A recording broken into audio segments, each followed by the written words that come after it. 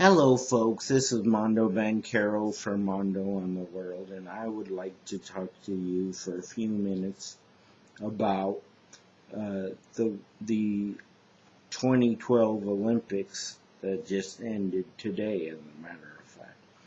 Now, I want to tell you that I love the Olympics, and I think that Usain Bolt is a wonderful runner, and he deserves everything that he's gotten athletically. But I don't believe that he should be um, considered the greatest sprinter that ever lived, um, because he's only run in two Olympics. Now, if he can do the same thing that he's done in these two Olympics for the next three Olympics, then I might say that he is the greatest runner that ever lived. But, um, and that's coming from a guy who's not even that much of a track and field person. But I do respect track and field people, and they deserve all the accolades that they get.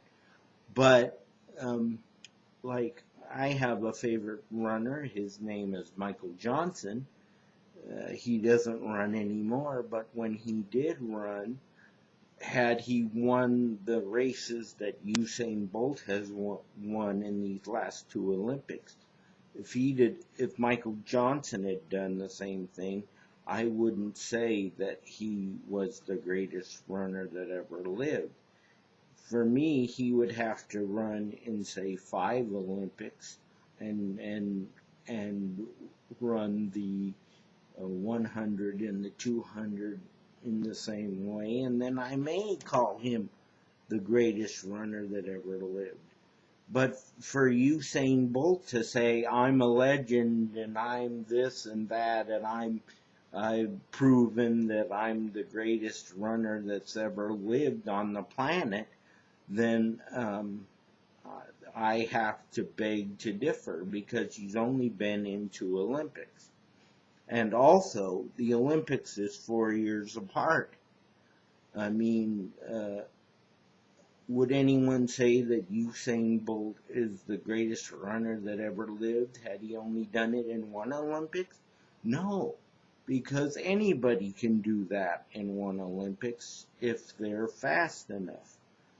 But for him to say that he's the greatest that ever lived when he's only been in two Olympics, I think that's wrong. I think when you have been in five Olympics, like Michael Phelps has, and he's won 22 medals for swimming, and most of those are gold, then there's not much more that Michael Phelps has to prove.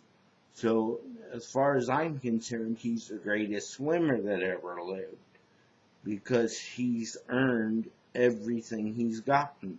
But for Usain Bolt to say, "Oh, I'm the greatest runner that ever lived because I ran the 200 and the 100, and I was able to win both of those races um, two times in a row," when everybody knows uh, that the Olympics are 4 years apart. Well, I don't know what he's so excited about. If they would say that the Olympics were 2 years apart, if the Olympics were 2 years apart or every year, and he did that every time, then I would say that he's the greatest runner that ever lived.